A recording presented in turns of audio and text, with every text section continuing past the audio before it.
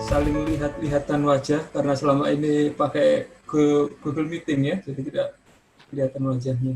Iya. Shalom adik-adik semuanya, senang sekali hari ini kita bisa ketemu lagi sama-sama meskipun tetap lewat online. Kita akan sama-sama belajar kebenaran firman Tuhan. Saya akan share screen.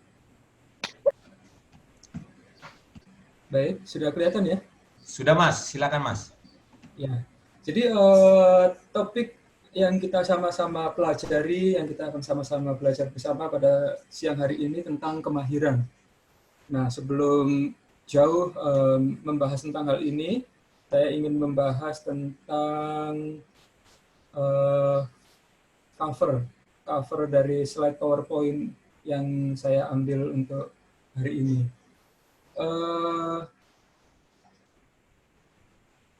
Saya membaca satu buku, itu kurang lebih belasan tahun yang lalu, bercerita tentang Bung Karno, pendiri bangsa Indonesia. Waktu itu kalau tidak salah dalam event konferensi Asia Afrika. Seperti yang kita sama-sama tahu, keadaan Indonesia maupun dunia pada umumnya pada tahun-tahun 40, tahun 50, tahun 60 itu bukan kondisi yang mudah karena pada waktu itu Indonesia dan banyak negara yang lain baru saja merdeka.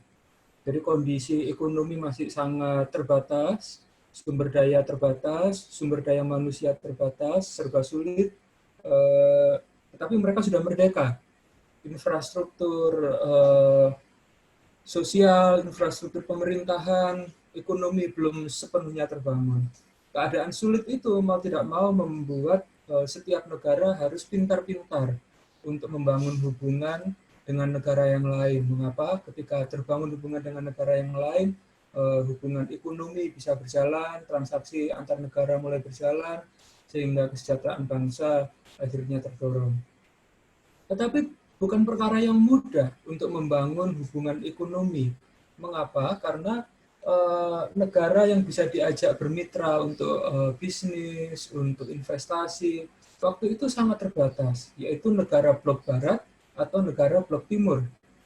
Blok barat adalah negara yang dipimpin oleh Amerika, blok timur adalah negara yang dipimpin oleh Rusia.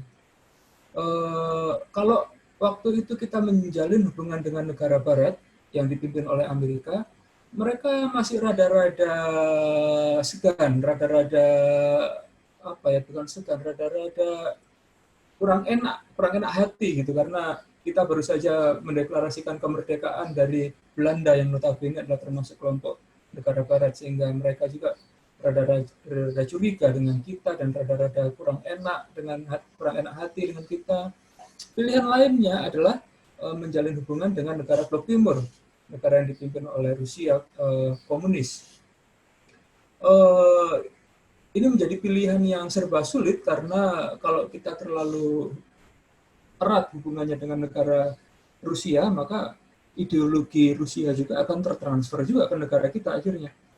Karena mereka adalah negara komunis, ateis, tidak percaya Tuhan, jadi ya rada susah juga. Akhirnya bagaimana?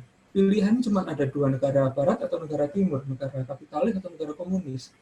Bung Karno sebagai pendiri bangsa memiliki suatu konsep yang baik sekali. Waktu itu Bung Karno melihat, ya sudah, kalau memang nggak bisa dua-duanya, kita bikin blok sendiri, namanya Blok Asia Afrika. Jadi konferensi Asia Afrika itu dilakukan untuk membangun blok negara-negara Asia Afrika.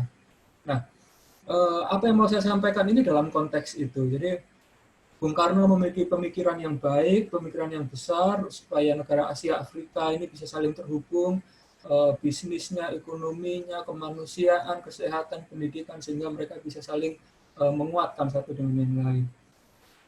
Dalam buku yang saya baca belasan tahun yang lalu itu, kalau tidak salah konteksnya mereka sedang pertemuan bersama, konferensi pertama, dan mereka saling melemparkan ide, saling melemparkan konsep, supaya konsep itu dipakai sebagai konsep bersama dari konferensi Asia Afrika ini.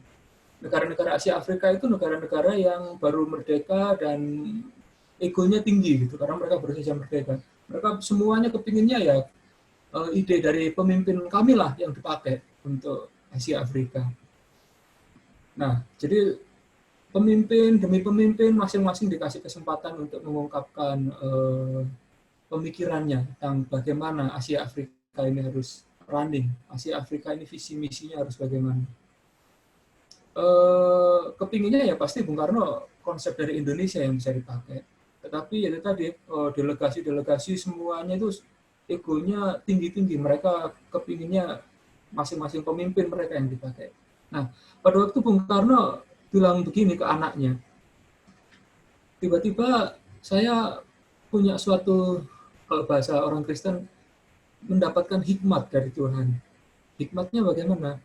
Di sela-sela pidato yang membosankan itu, Bung Karno tiba-tiba berdiri dari kursinya dan kemudian datang ke kursinya Jamal Abdel Nasser misalkan, pemimpin dari Mesir, bisik-bisik gitu dengan muka yang serius.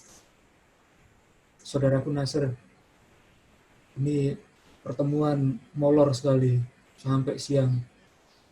Ini aku nggak tahan, perut sudah lapar sekali. Gimana, kamu lapar juga nggak? Ya iya, Nasser manggut-manggut gitu, iya. Masih dengan wajah yang serius, Bung Karno bisik-bisik lagi. Habis ini kita makan sama-sama ya di restoran itu ya. Oh iya, setuju. Langsung Bung Karno balik lagi ke kursinya. Sengaja dilakukan begitu dengan berdiri dari kursinya dan kembali lagi ke kursinya untuk supaya semua orang matanya tertuju. Karena ini kan konferensi serius sekali kan. Jadi begitu ada Bung Karno itu tiba-tiba meninggalkan kursinya, datang ke kursinya Nasir itu mencolok mata sekali, semua delegasi, semua partisipan melihat ke apa yang dilakukan Bung Karno. Nggak berapa lama Bung Karno berdiri lagi, jalan lagi ke Nehru, misalkan pemimpin India. Saudaraku Nehru, ini sangat membosankan sekali pidatonya ini, panjang sekali. Perutku sudah lapar. Jadi dengan bahasa, dengan mimik muka yang sama yang seperti sampaikan ke Nasir tadi, sampaikan ke Nehru juga. Gimana kalau habis ini kita makan siang sama-sama? Oh ya, setuju. Manggut-manggut dengan serius sih. Nehru kembali lagi karena kursi. Semua orang tetap melihat, wah, semua orang jadi bertanya-tanya, wah ini dalam hati mereka Bung Karno ini menyampaikan konsep apa ini sampai pemimpinku Mesir manggut-manggut, ini pasti konsepsi yang sangat luar biasa ini. Gak berapa lama golongan India juga, wah ini bagaimana nih Nehru sampai bisa manggut-manggut gitu, ini pasti pemikiran Bung Karno ini pemikiran yang luar biasa. Akhirnya Bung Karno tiba dapat giliran pidato. Sampaikanlah Bung Karno dengan berapi-api, dengan terorganisir, disampaikan melalui pidatonya, konsepsi yang dikemukakan oleh Bung Karno mewakili Indonesia seperti dipakai di konferensi Asia Afrika. Begitu pidato selesai, semua partisipan, semua hadirin tepuk tangan semua, standing applause. Bukan semata-mata karena konsepsinya yang bagus, tapi karena sudah tersugesti di awalnya ketika melihat Nasir mukanya manggut-manggut, Nehru manggut-manggut kepalanya, wah ini pasti semua sudah pada setuju pemimpinku. Kalau pemimpinku setuju, aku juga setuju. Waktu itu kan belum ada HP, belum ada WA kan, konferensi orang yang duduk paling belakang, partisipan paling belakang nggak bisa tanya ke Nehru, dia juga segan juga tanya ke pemimpinnya apa yang dimanggut-manggut tadi. Padahal omongannya cuma ngomongan makan siang. Nah, jadi apa yang saya mau sampaikan ini adalah Bung Karno mahir, bukan saja dari sisi pemikiran konsep, tetapi juga dari interpersonal skill. Bung Karno ini orangnya sanguin banget. Bung Karno menguasai bahasa Inggris, bahasa Belanda, bahasa Jepang, bahasa Prancis, bayangkan di tahun 40-an, tidak ada kursus bahasa asing. Sekolah juga sangat terbatas, Bung Karno menguasai bahasa-bahasa itu. Bukan hanya sekedar menguasai bahasanya sehingga bisa pidato dalam bahasa Inggris dengan fasih, tapi juga interpersonal skill-nya yang disampaikan tadi Bung Karno ngomong ke anaknya, mendapatkan hikmat dari Tuhan sehingga akhirnya konsepnya dipakai oleh Asia Afrika. Dari foto yang saya pakai untuk cover slide ini bisa dilihat gitu wajahnya para pemimpin dunia itu, ada Irak, ada Lebanon, semuanya memperhatikan dengan seksama, Bung Karno ngomong. Mahir dalam konsep, mahir dalam interpersonal skill, mahir dalam komunikasi. Nah, kemahiran inilah, konsep kemahiran inilah yang akan sama-sama kita pelajari pada siang hari ini.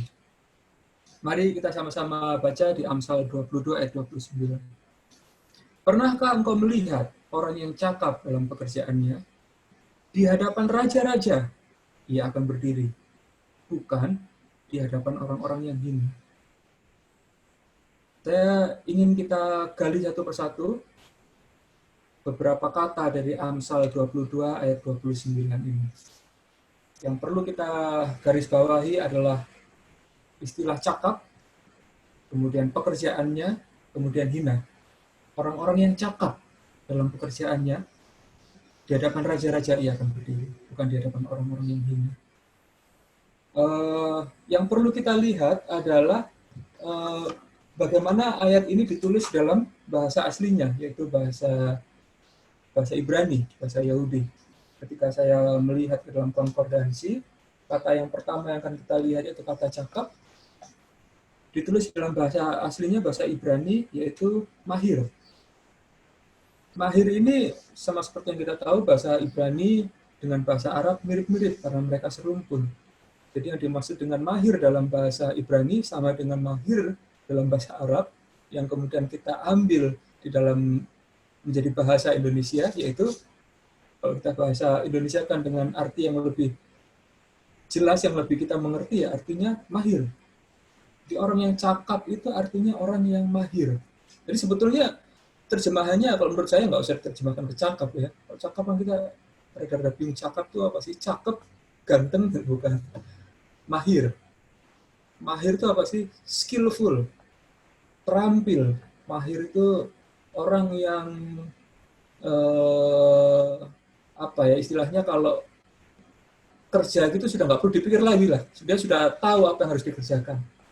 Kalau misalkan orang bikin mie goreng, orangnya sudah mahir, dia sudah nggak perlu lagi pakai takaran garamnya harus berapa, minyaknya harus berapa, sausnya harus berapa. Kalau orang yang mahir, dia sudah tahu takarannya segini, udah nggak perlu diincipin lagi, sudah pasti enak rasanya. Mahir bicara tentang penguasaan pengetahuan dan penguasaan keterampilan. Jadi dalam mahir, orang itu sudah memiliki knowledge-nya, pengetahuannya, orang itu sudah memiliki skill-nya juga, keterampilan untuk mengimplementasikan pengetahuan itu menjadi wujud nyata. Skill, melalui keterampilannya. Oke. Mahir, cakap, artinya mahir. Kemudian pekerjaan. Nggak salah ini. Pernahkah engkau melihat orang yang mahir dalam pekerjaannya atau pelayanannya? Ini kan yang ditulis di Alkitab kan, ini ngomong pekerjaan atau ngomong pelayanan sih? Oke, kita lihat sama-sama dalam bahasa aslinya. Bahasa Ibraninya adalah melakah. Melakah ini terjemahan King James Version-nya adalah, terjemahannya adalah pekerjaan memang, bukan pelayanan. Bahkan bisa diterjemahkan juga sebagai bisnis, usaha. Jadi memang dalam hal ini kitab Amsal sudah menerjemahkan dengan cukup dekat artinya. Jadi memang yang dimaksud orang yang mahir ini bukan dalam pelayanannya, tetapi dalam pekerjaannya, dalam bisnisnya, dalam usahanya.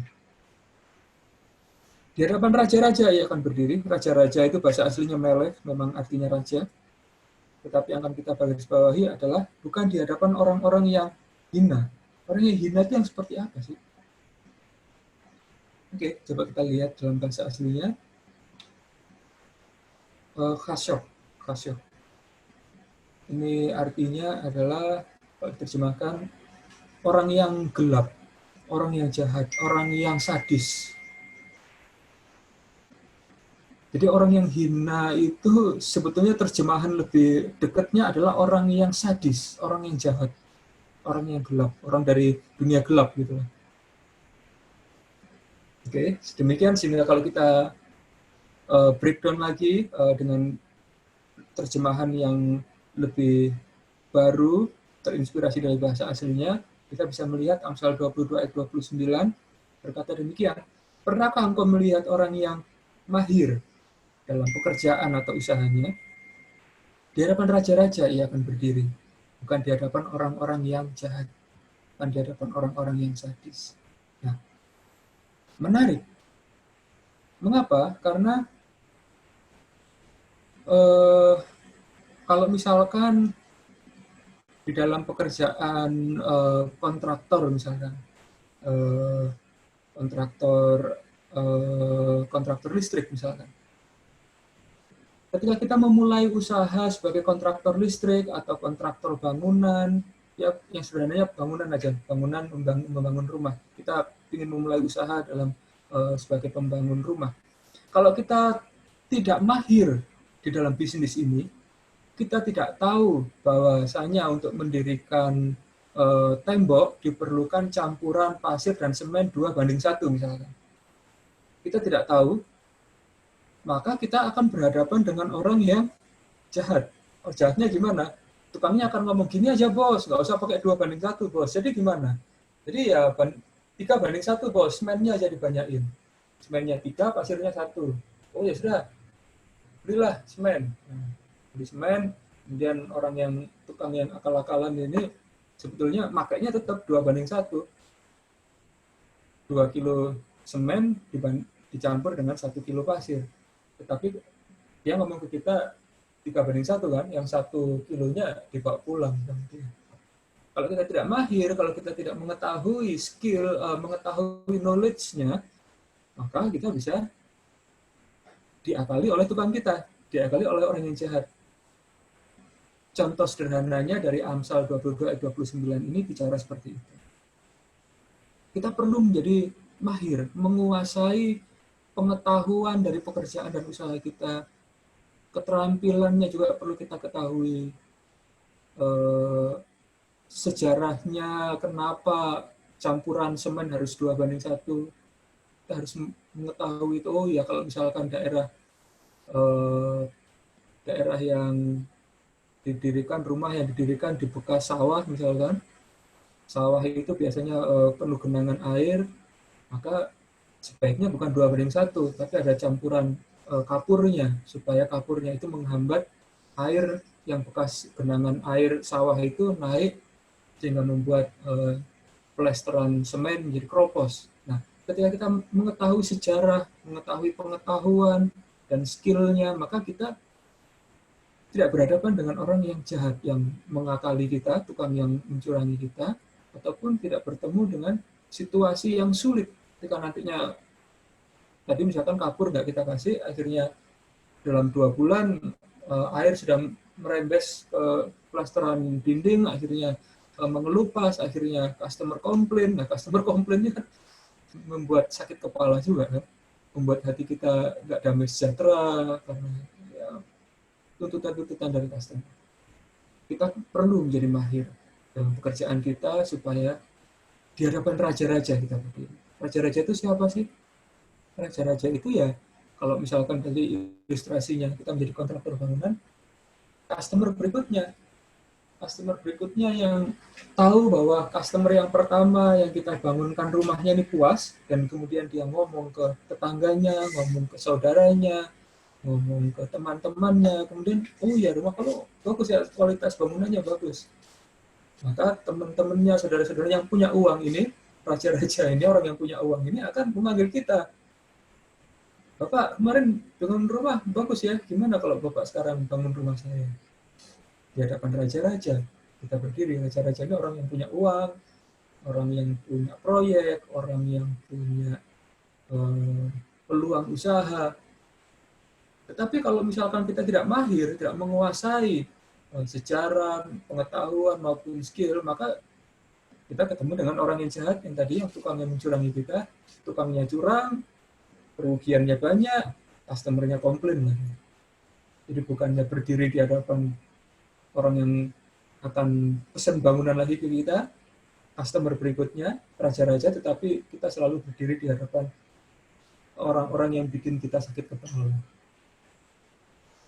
Jadi konteksnya Amsal 22 ayat 29 ini begini. Kalau kita lihat lebih lanjut dalam Amsal 18 ayat 9 dikatakan di situ malah orang yang bermalas-malas dalam pekerjaannya sudah menjadi saudara dari si perusak. Pekerjaannya itu sama bahasa Ibraninya dengan yang kita lihat tadi di Amsal 22 tadi, melaka. Dan kalau kita terjemahkan ya pekerjaan dan usahanya.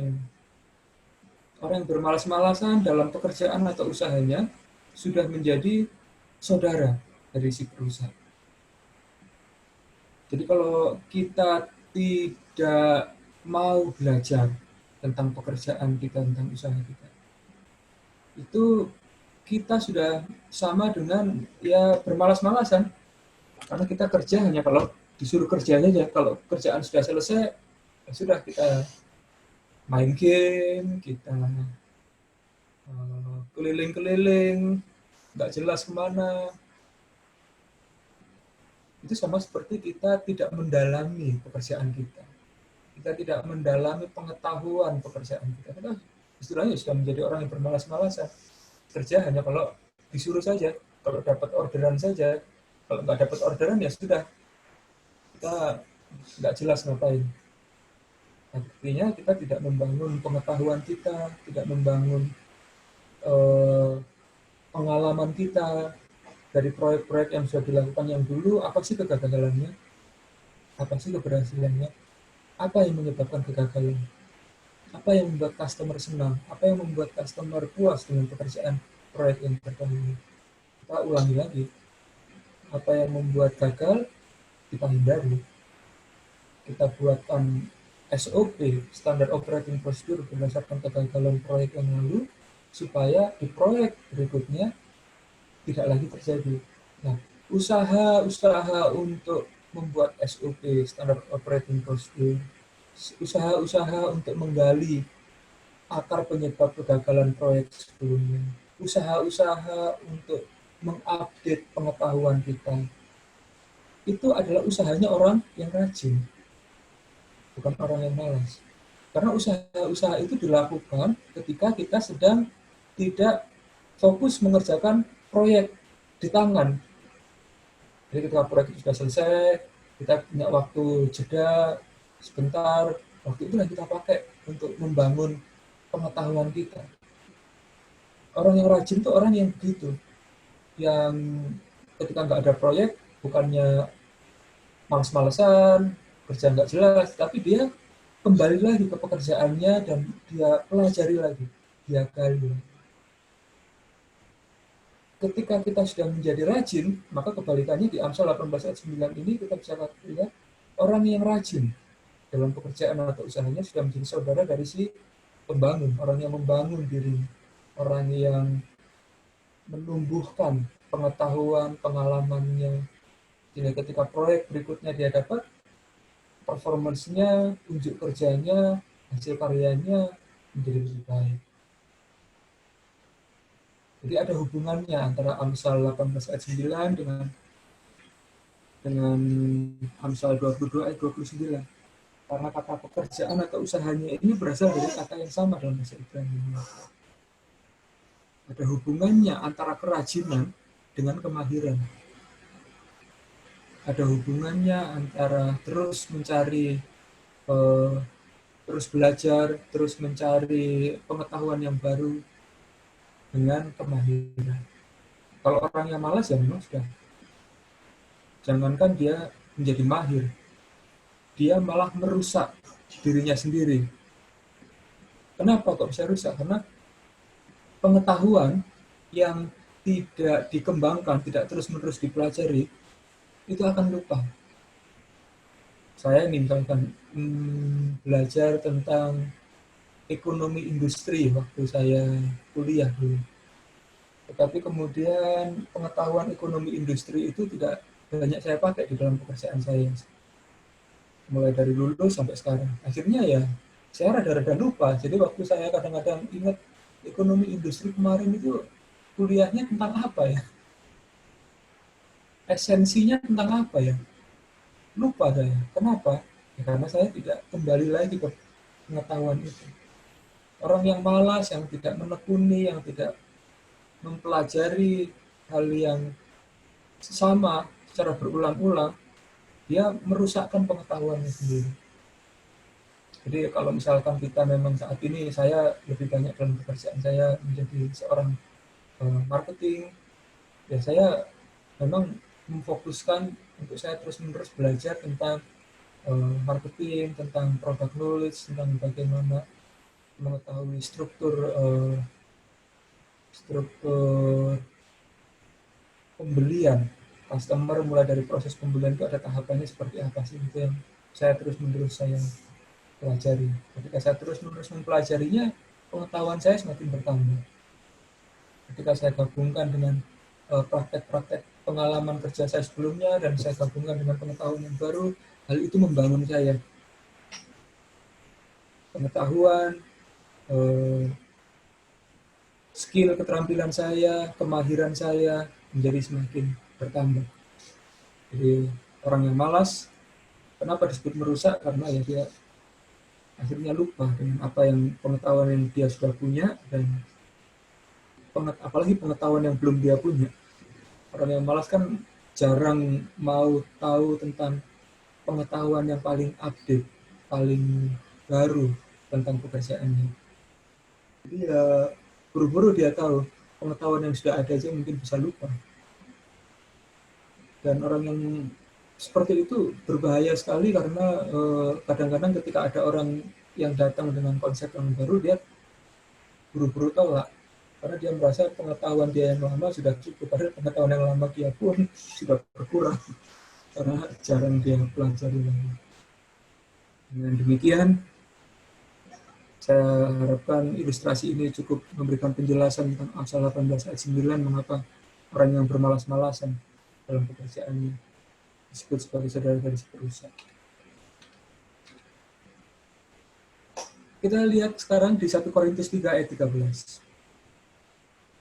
Sekali kelak pekerjaan masing-masing orang akan nampak, karena hari Tuhan akan menyatakannya, sebab ia akan nampak dengan api, dan bagaimana pekerjaan masing-masing orang akan diuji oleh api itu.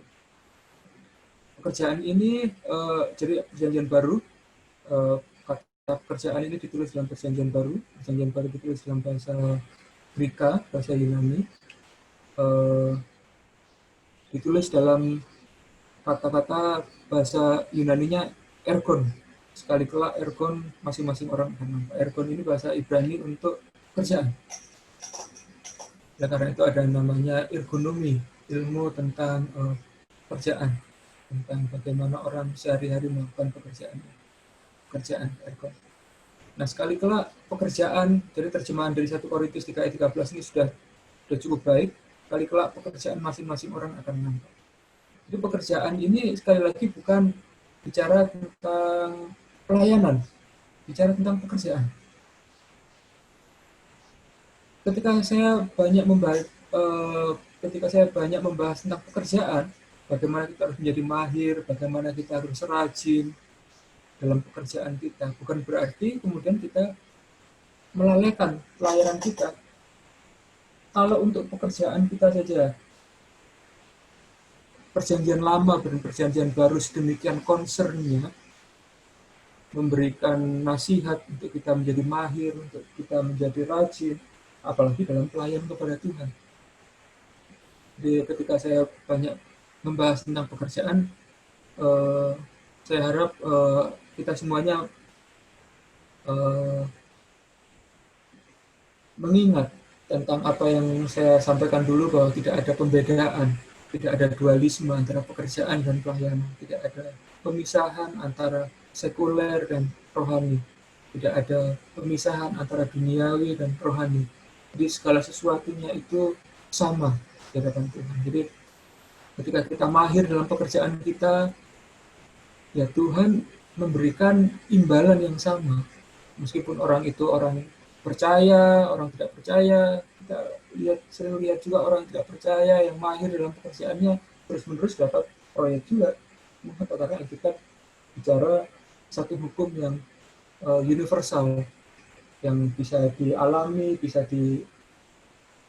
dirasakan baik oleh orang percaya maupun oleh orang yang tidak percaya. Ketika kita bicara tentang pekerjaan di 1 Korintus 3 ayat 13 secara khusus, pekerjaan ini bicara tentang bagaimana Tuhan melihat pekerjaan dan panggilan masing-masing kita. Ini secara khusus untuk orang-orang percaya. Pekerjaan dan panggilan kita nanti akan diuji oleh api. Mengapa? Karena pekerjaan ini bukan hanya bicara tentang satu gunung rohani saja, tetapi bicara juga untuk ketika kita bicara tentang 7 gunung, kita bicara juga tentang gunung pendidikan, bicara tentang gunung bisnis, media, gunung pemerintahan. Bagaimana pekerjaan kita di masing-masing gunung ini nanti akan diuji, dinilai oleh Tuhan. Ketika Tuhan memanggil kita dalam gunung bisnis misalnya, bagaimana pekerjaan kita dalam gunung bisnis? Maka kita melakukan pekerjaan kita dengan kerajinan, dengan kesungguhan, dengan kekudusan, dengan integritas, dengan kesucian, dengan kebenaran Tuhan, atau kita lakukan dengan kemalasan, dengan asal-asalan, dengan main suap sana sini. Segala sesuatunya akan diuji. Ini bukan hanya pekerjaan dalam gunung rohani spiritual saja, tetapi juga pekerjaan dalam gunung bisnis, gunung pemerintahan, Seven Mountain ya, 7 gunung ini. Semuanya akan diuji. Panggilan kita akan diuji oleh Tuhan. Ketika pekerjaan kita hangus oleh api, ya kita yang rugi. Tapi bukan berarti kemudian kita kehilangan keselamatan. Ini bicara tentang pekerjaan, bukan keselamatan. Keselamatan kita di dalam Yesus Kristus, di dalam percaya Yesus Kristus sebagai Tuhan, Raja dan Juru Selamat. Tapi kemudian ketika kita nanti pulang, seberapa besar mahkota, seberapa banyak mahkota kita, seberapa besar imbalan kita, itu ditentukan oleh bagaimana pekerjaan kita di dunia, dalam panggilan kita, tahan uji atau tidak oleh Tuhan.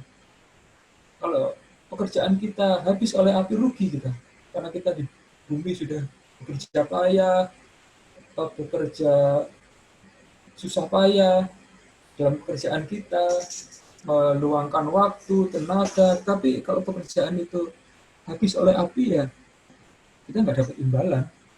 Kita tetap dapat keselamatan, kita tetap bersama-sama dengan Tuhan, tapi di sana itu ada perbedaannya antara orang yang pekerjaannya tahun uji dengan tidak. Ada perbedaannya orang yang punya banyak mahkota dengan yang cuma sedikit mahkotanya. Ada yang imbalannya besar, ada yang imbalannya sedikit. Tuhan Yesus juga akan sampaikan di kitab Perjanjian Baru, kumpulkanlah bagimu harta di surga, yang ngengat dan karat tidak akan merusakkannya. Kenapa? Karena di sana itu ada hartanya, dan hartanya beda-beda. Tergantung bagaimana kita di bumi sekarang mengumpulkannya. Pekerjaan yang seperti apa sih yang dibakar oleh api? Salah satu kitab Perjanjian Baru juga sampaikan, bumi dan isinya habis di dalam api penghakiman Tuhan, bumi dengan segala unsur-unsurnya. Jadi pekerjaan yang masih tinggi konten keduniawiannya, itu nanti akan dengan mudah terbakar oleh api pengujian.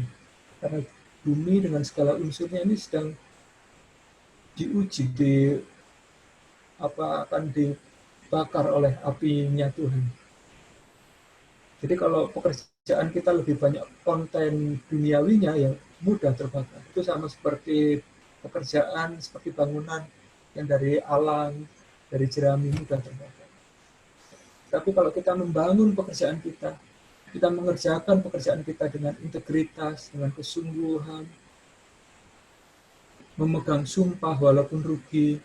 Jadi kalau kita sampaikan ke customer kita, pekerjaannya akan kita lakukan dengan baik. Lalu kemudian ketika masa berlalu, overhead tinggi untuk melakukan pekerjaan yang baik ini, kualitas plesteran semenannya tadi misalkan kita sampaikan, semenannya air dari endapan sawah tidak akan merembet ke ke dinding bangunan, itu adalah parameter baiknya. Dan kemudian untuk membuat itu adalah kita memerlukan tambahan kapur, dan kita lupa memasukkan tambahan kapur itu ke dalam RAB, dalam rencana anggaran biaya. Kita berpegang pada sumpah walaupun rugi. Kita tetap kepada komitmen kita memberikan pelestarian yang baik, yang air tidak bisa merembes sampai ke atas. Meskipun kita lupa masukkan dalam rencana anggaran biaya, kita tetap mengeluarkan biaya kita sendiri untuk menyediakan kapur, sehingga di situ ada campuran semen, pasir, dan kapur, sehingga kualitas pelestarian dindingnya tetap baik. Nah, ketika itu kita lakukan dengan integritas, dengan kesungguhan, maka konten ilahi dari pekerjaan kita menjadi lebih tinggi daripada konten dunia. Sehingga dari situ kita cukup memiliki keyakinan bahwa kalau toh nanti pekerjaan kita diuji oleh Tuhan, Tuhan menemukan bahwa pekerjaan ini dilakukan dengan iman, dengan integritas, bukan dengan sekedar hitung-hitungan untung rugi dunia. Tahan uji, tahan api. Jadi kembali saya mengingatkan bahwa yang dimaksud dengan pekerjaan dan panggilan ini bukan hanya bicara tentang pelayanan, bukan hanya bicara tentang satu gunung saja, gunung rohani, tetapi panggilan 7 gunung secara luas. Bagaimana kita bisa memberi dampak, bagaimana kita bisa memberi kesaksian untuk customer kita. Kalau customer kita melihat pekerjaannya asal-asalan, pekerjaannya biasa-biasa, kualitasnya nggak bagus, bagaimana kita bisa menjadi kesaksian? Bagaimana orang bisa melihat, oh ada perbedaan ya antara kontraktor yang dilakukan oleh anak Tuhan dengan kontraktor yang dilakukan oleh orang dunia. Sehingga mereka merasakan, oh ya, ada dampaknya, ada kesaksian yang baik. Karena pekerjaan kita dilakukan meskipun ini pekerjaan dunia, kontraktor istilahnya kalau orang bilang ada pemisahan antara pekerjaan dunia dan pekerjaan rohani, tapi pekerjaan ini kita lakukan dengan konten rohani yang tinggi, dengan integritas, dengan iman, dengan kesungguhan, bukan dengan asal-asalan, bukan dengan sekedar hitung-hitungan untung rugi. Nah, saya ingin kita sama-sama melihat bagaimanakah Tuhan Yesus ketika Tuhan Yesus ada di bumi, melakukan apa yang menjadi panggilan dalam pekerjaannya. Oleh karena itu, saya mengajak kita semua melihat Lukas 2 ayat 46 sampai 49. Sesudah 3 hari, mereka menemukan Tuhan Yesus dalam bait Allah. Ia sedang duduk di tengah-tengah alim ulama, sambil mendengarkan mereka dan mengajukan pertanyaan-pertanyaan kepada mereka. Dan semua orang yang mendengar dia sangat heran akan kecerdasannya dan segala jawab yang diberikannya. Dan ketika orang tuanya melihat dia, tercenganglah mereka. Lalu kata ibunya kepadanya, "Nak, mengapa engkau berbuat demikian terhadap kami? Bapakmu dan aku dengan cemas mencari engkau." Jawab Tuhan Yesus kepada Maria, kepada orang tuanya, "Mengapa kamu mencari aku? Tidakkah kamu tahu bahwa aku harus berada dalam rumah Bapakku?"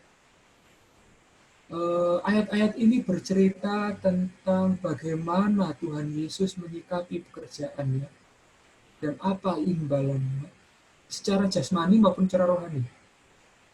Secara apa yang terjadi letterlek secara real pada waktu itu di bumi, dan apa yang akan terjadi ini adalah menjadi gambaran tentang apa yang akan terjadi kemudian di kekekalan. Jadi saya bicara dulu tentang apa yang terjadi di saat itu secara jasmani, secara kejadian nyata. Tuhan Yesus pada umur 12 tahun sudah berdiri di hadapan raja-raja. Siapakah raja-rajanya?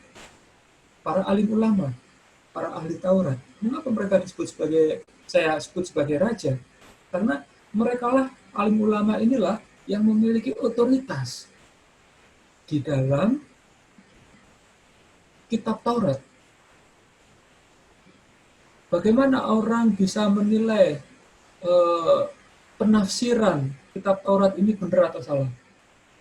Yang bisa menentukan, yang bisa menghakimi benar atau salahnya adalah raja-raja ini tadi, para alim ulama ini tadi, karena mereka memiliki pengetahuan, memiliki pengalaman, memiliki kedalaman, pemahaman, pengertian tentang Taurat, sehingga mereka memiliki otoritas untuk bisa menentukan kamu salah menafsirkan kitab Keluaran, kamu sudah betul mengerti tentang kitab Kejadian. Mereka yang punya otoritas, mereka lah raja-raja. Dan Tuhan Yesus berdiri di hadapan raja-raja. Mengapa? Kita lihat, tercenganglah mereka. Tercenganglah, dan semua orang yang mendengar dia, para alim ulama itu, dan semua orang yang mendengar dia sangat heran. Mengapa heran? Karena kecerdasannya dan segala jawab yang diberikan. Heran karena kemahirannya. Bagaimana? Ini yang memberi jawab ini siapa sih? Kalau kita lihat di Lukas 2, yang memberikan jawaban ini Tuhan Yesus atau para alim ulama? Semua orang yang mendengar dia sangat heran akan kecerdasannya dan segala jawab yang diberikan. Yang memberikan jawaban adalah Tuhan Yesus. Nah, kalau Tuhan Yesus yang memberikan jawaban, siapa yang bertanya? Alim ulamanya. Oleh karena itu mereka heran. Bagaimana anak umur 12 tahun bisa memberikan jawaban? Mereka heran akan kemahiran Tuhan Yesus. Tuhan Yesus mahir karena dia mengerti dasar-dasar pengetahuannya, knowledge-nya dipahami, dan kemudian memiliki skill untuk menjelaskannya dalam bentuk jawaban, memiliki keahlian untuk mengkomunikasikannya dalam bentuk jawaban yang sederhana, yang bisa dimengerti secara jelas. Tuhan Yesus mahir dalam hukum Taurat.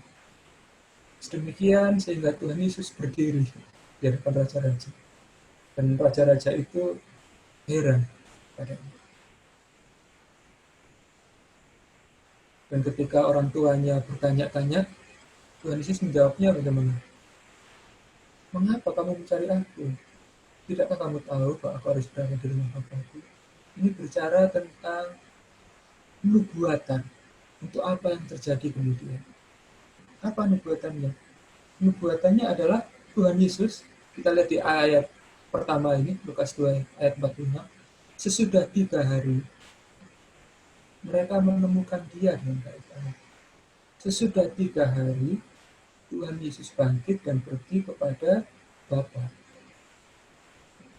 Jadi apa yang terjadi di Lukas 2 ayat 46-49 ini adalah nubuatan tentang apa yang akan terjadi kemudian. Ketika Tuhan Yesus mati di kayu salib, Tuhan Yesus akan dibangkitkan sesudah 3 hari, dan Tuhan Yesus pergi menghadap Bapa, ke rumah Bapa untuk membawa persembahan sulung orang yang dibangkitkan pertama kali. Dan setelah itu Tuhan Yesus kembali lagi, kemudian bisa ditemui oleh murid-murid yang sedang dalam perjalanan ke Emmaus, ditemui oleh Thomas, sampai kemudian diangkat pergi ke rumah Bapa. Oleh karena itu ketika Tuhan Yesus ditemui oleh Maria Magdalena, Tuhan Yesus bilang, jangan sentuh aku, sebab aku belum bertemu dengan Bapakku. Kenapa? Karena Tuhan Yesus itu dibangkitkan dan sedang dalam misi untuk pergi ke rumah Bapa membawa persembahan sulung. Itu adalah hari, jadi 3 hari sesudah Paskah itu adalah momen-momen persembahan sulung. Nah, jadi Tuhan Yesus ingin mengingatkan kepada kita melalui Lukas 2 ayat 46-49 ini. Ketika kita mahir dalam pekerjaan, dalam panggilan apapun yang Tuhan panggil untuk kita lakukan saat ini di bumi, itu membawa kita bukan hanya kepada raja-raja dunia, kepada customer berikutnya, kepada para pembesar, kepada pimpinan yang ingin tahu tentang proyek kita, bukan hanya di bumi, tetapi juga kepada raja, segala raja, kepada Tuhan yang nanti kepadanya kita akan pulang di kekekalan di rumah Bapa. Kalau kita mahir dalam pekerjaan kita di bumi, dan itu tahan uji, maka kita akan dimahkotai dengan banyak mahkota, kita akan mendapatkan banyak imbalan, kita akan mengumpulkan harta yang banyak di surga.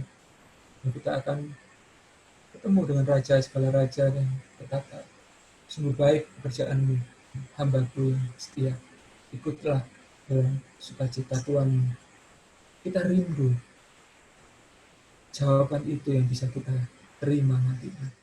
Ketika kita pulang, mempertanggungjawabkan semua pekerjaan dan semua panggilan kita kepada Tuhan. Dimanapun juga panggilan itu. Tuhan tempatkan kita di gunung pelayanan agama rohani, gunung bisnis, pemerintahan, apapun juga itu. Mari kita lakukan dengan iman, dengan kesungguhan, supaya konten ilahinya tinggi. Unsur-unsur dunianya sedikit mungkin. Karena ketika nanti api ujian itu datang, bumi dan semua unsur-unsurnya terbakar, pekerjaan kita tidak ikut terbakar. Karena unsur keilahiannya, imannya lebih tinggi daripada unsur dunia. Dan kalau itu bisa kita lakukan, kita bisa pulang dengan sukacita, dengan penuh imbalan, dan Tuhan bisa sampaikan kita sebagai hamba yang baik dan setia. Jangan putus asa, jangan ragu-ragu, kita memiliki Roh Kudus. Tuhan menganugerahkan Roh Kudus bagi kita untuk kita bisa mendapatkan ketekunan, kesetiaan. Apa yang secara jasmani tidak memungkinkan disanggupkan oleh Roh Kudus. Yang paling penting, apapun juga yang Tuhan percayakan bagi kita hari ini, pekerjaan, sekolah, studi, semuanya kita lakukan untuk Tuhan dan untuk manusia, dan bukan untuk manusia. Kita pertanggungjawabkan semuanya, oleh karenanya mari kita lakukan dengan bersungguh hati karena kita punya Roh Kudus yang menyembuhkan kita. Itu saja, mari kita tutup dalam doa. Kami mengucap syukur Tuhan untuk sore hari ini, banyak yang sudah kami bicarakan, yang kami diskusikan, tanya jawab, namun kami tahu segala sesuatunya kami rindu untuk semuanya bermuara menjadi hormat, kemuliaan nama Tuhan. Ketika dunia melihat kami, gerejamu, biarlah Tuhan melihat, biarlah dunia Tuhan, biarlah dunia ini melihat kami, gerejamu, seperti melihat kitab yang terbuka. Ketika dunia ini melihat gerejamu, biarlah dunia mendapati adanya perbedaan. Ada terang, ada garam yang dirasakan ketika dunia ini berinteraksi dengan kami gereja. Dan biarlah Tuhan semuanya itu bermuara menjadi hormat kemuliaan nama Tuhan. Nama Tuhan dipermuliakan, Injil keselamatan Tuhan dinyatakan, diberitakan bagi banyak orang. Semua mitra kerja, usaha, semua teman-teman kami, dimanapun Tuhan tempatkan kami, di lingkungan manapun, biarlah semuanya mendapatkan dampak. Oleh karena kami adalah orang yang mengasihi-Mu, oleh karena kami adalah gereja yang menjadi garam dan terang-Mu. Terima kasih Tuhan untuk sore hari ini, meteraikan semuanya menjadi kebenaran dalam hati kami, dan biarlah Roh Kudus-Mu sekali lagi memampukan kami, bukan hanya untuk menjadi pendengar, namun juga untuk menjadi pelaku firman. Dalam nama Tuhan Yesus Kristus, kami berdoa dan pengucapan syukur. Haleluya. Amin. Amin. Puji Tuhan. Terima kasih Mas Nugi. Terima kasih karena ini sudah kita planningkan 2 bulan yang lalu, baru ada waktunya sekarang. Luar biasa kesibukannya. Terima kasih Mas Nugi. Kita foto bersama dulu. Silakan buka kameranya. Oke, senyum. 1, 2.